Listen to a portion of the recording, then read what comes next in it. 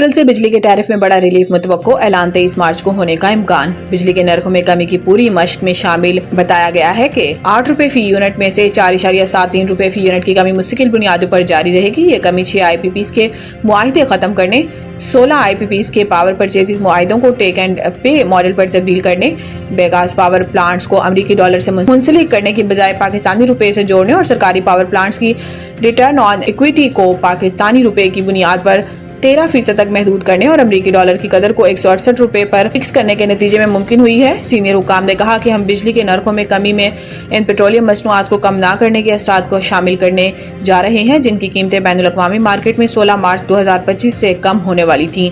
IMF ने हुकूमत के आला हुकाम को 3 माह तक पेट्रोलियम मसनूआत की कीमतें कम न करने के नतीजे में 250 अरब रुपए तक के असरात के बदले रिलीफ हासिल करने की मंजूरी दे दी है।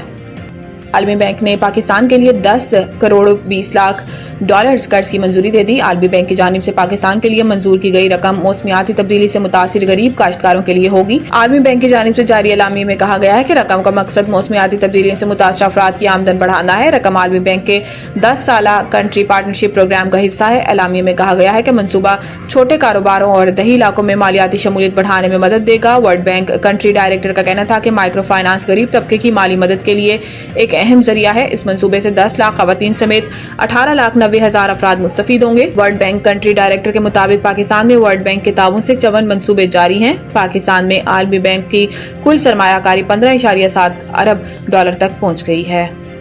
तौहीन अदालत केस की कास्ट लिस्ट मनसूखी का मामला ये करने की बजाय मेरी अदालत की बुनियादों में बारूद रखकर उड़ा देते, जस्टिस एजाज इसाक। अदालती हुक्म के बावजूद बानी PTI से मुलाकात न करवाने पर तौहीन अदालत केस की कास्ट लिस्ट मनसूख करने पर अदालत के तलब करने पर deputy registrar judicial Islamabad high court Sultan Mahmood अदालत में पेश हुए। जस्टिस सरदार एजाज इसाक खान ने स्टेट काउंसिल से इस्तफसार किया, जो कुछ हुआ है क्या आप इसमें मुलविस हैं? आपने किसके कहने पर कास्ट लिस्ट मनसूख की? डिप्टी रजिस्ट्रार जुडिशल ने अदालत को बताया कि हमें चीफ जस्टिस ऑफिस से हदायत आई थी। चीफ जस्टिस ऑफिस से कहा गया कि लार्जर बेंच बना दिया है, अब इस केस की कास्ट लिस्ट मनसूख कर दें।